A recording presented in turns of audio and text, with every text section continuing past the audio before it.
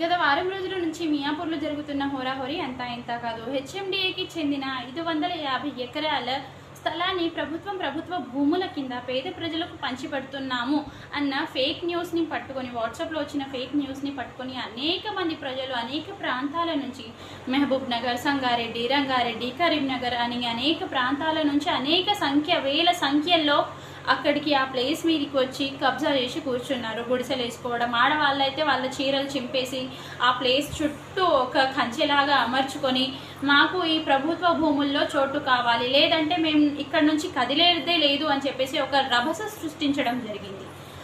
HMDA అధికారులు అలాగే పోలీసులు వాళ్ళకి ఎంతగానో నచ్చచెప్పారు.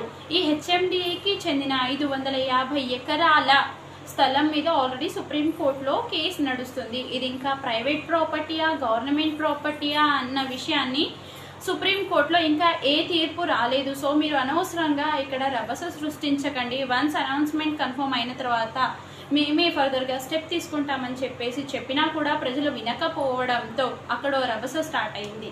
ఇక పోలీసులు ఏం చేయలేక వాళ్ళని బలవంతంగా వెళ్ళగొట్టడం జరిగింది. అయినా ఆ ప్రాసెస్లో పోలీసుల మీద ప్రజలు రాళ్ళు విసరడం జరిగింది. ఇక చేసేది ఏం లేక పోలీసులు లాఠీ చార్జ్ చేసి వాళ్ళందరినీ బలవంతంగా బయటికి నెట్టేయడం జరిగింది. సో నేను చెప్పేది ఏంటంటే, మీరు అనవసరంగా మీ టైం వేస్ట్ చేసుకొని ఎక్కడెక్కడో దూర ప్రాంతాల నుంచి ఇక్కడికి వచ్చి మీ టైం వేస్ట్ చేసుకోకండి. అనవసరమైన చిక్కుల్లో మీరు పడకండి.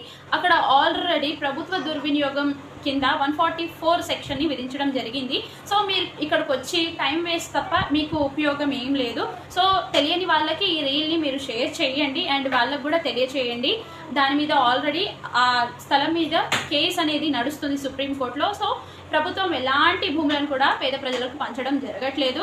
సో ఇలాంటి ఫేక్ న్యూస్ని పట్టుకొని మీ టైంని వేస్ట్ చేసుకోకండి.